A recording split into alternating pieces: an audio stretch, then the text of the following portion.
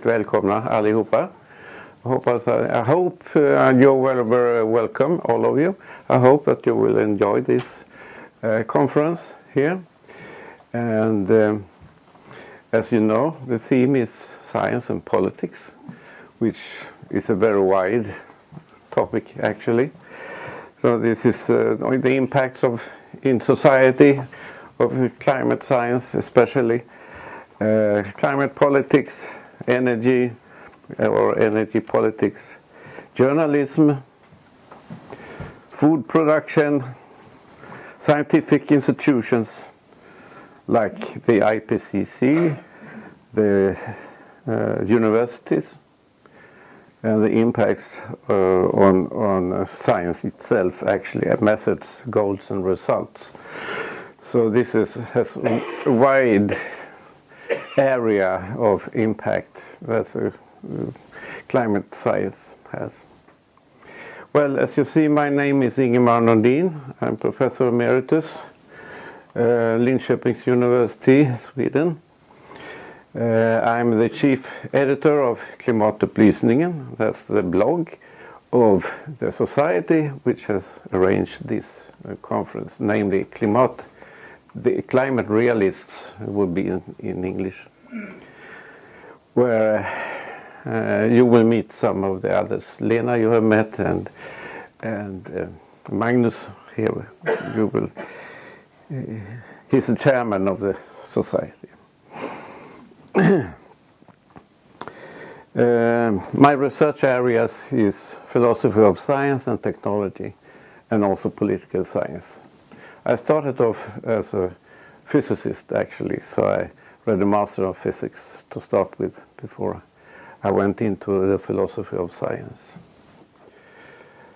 I always say to my students in philosophy of science courses that if you want to develop further, you need 2 degrees, one in a pure science and one in philosophy. Otherwise, I wouldn't trust you.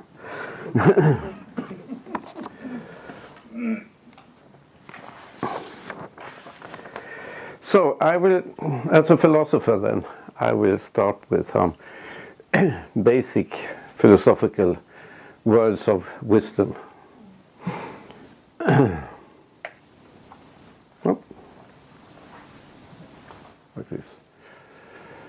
David Hume and his famous point of view or logical notation, namely in words, from what exists. That is what science is supposed to find out, isn't it? You cannot infer any ethical obligations whatsoever. It's simply outside basic logic. So if you want to infer something, ethical, moral obligation in politics or whatever, you have to add an ethical premise to the reasoning. Otherwise, it will never come out anything. You can. I know there are some philosophers claiming that you can infer ought from is, but it doesn't work really. A common logical mistake is to interpret science of climate as political obligations, and we see it every day, always.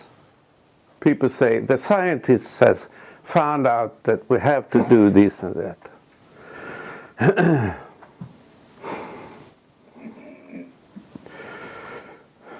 To my Norwegian friends, I will refer to a very famous, well, he was a physician to start with and became a very famous politician, especially in the Norwegian context, but also in the United Nations. And she said in May 2007, and it was the first time I really, started to think about this and say, what's this? What is she talking about? The discussion, she said, from the United Nations headquarters, the discussion is behind us. It's over. The diagnosis is clear. The science is well, is that the English pronunciation of this? Well, anyway, it's completely immoral even to question now on the basis of what we know, and it was 2007, the reports that are out, the questions we issue, and to question whether we need to move forward at a much stronger pace as humankind to address the issues. So there you know. We must not question this. So you evil people, you are questioning the science here, obviously.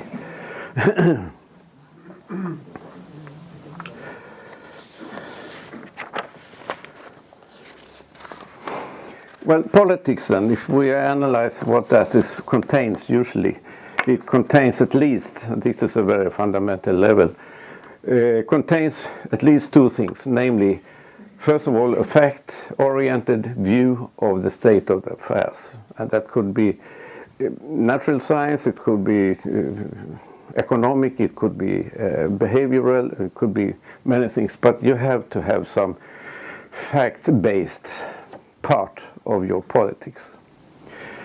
And secondly, an ethical ought included in this political or ideology about goals and methods for change.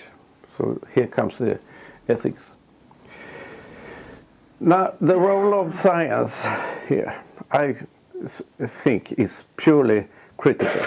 It cannot be anything else. It cannot be critical against ethical oughts. It can only be critical about facts. Science has an important critical role for checking the facts of one, facts-oriented part of the ideology, and but according to Hume, it cannot say anything about two. Science is out of the question here. And Brundtland claims is wrong, her claims is wrong on both accounts. In science, it is always legitimate to question things, to question scientific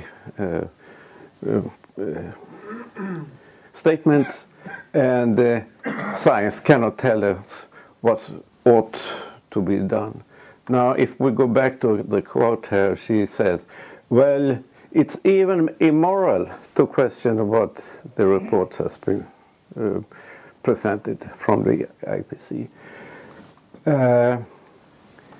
And we must not question whether we need to move forward as at a much stronger. And this is clearly an ethical or an ought statement. So she's wrong on both accounts.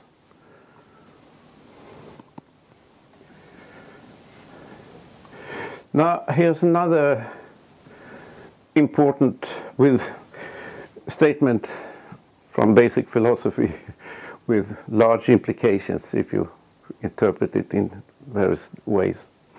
And this comes from Immanuel Kant, and he says somewhere that all ought implies can. What does that mean? Ought implies can. Well, you can rewrite this purely in logical terms, and you can read it as, if you cannot do X, whatever X is, then you are not obliged to do X. Cannot be, it doesn't follow from.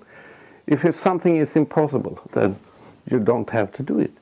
Applied to the climate policy debate, if the goals of the Paris Agreement is not doable, then we have no obligation to strive for those goals.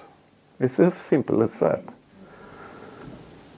If net zero is not achievable, for instance, then we must not try to achieve it. If Agenda 30 is not possible to accomplish, then this is not a moral necessity to do, etc., etc. So think about these basic wisdoms and how the climate debate sort of has changed all these into something. Suddenly it's acceptable to say that science has told us that we must do this and this.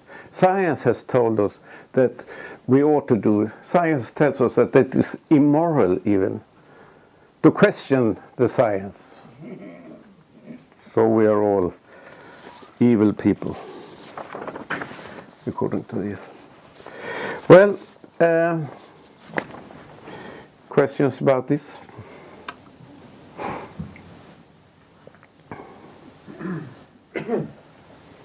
Good thoughts. Yeah, I think it's something to think about. Ska vi gå vidare till programmet? You're done. Va? You're done. Are you done? Yes, yes. Okay. Men jag kan plocka upp programmet. Jag kan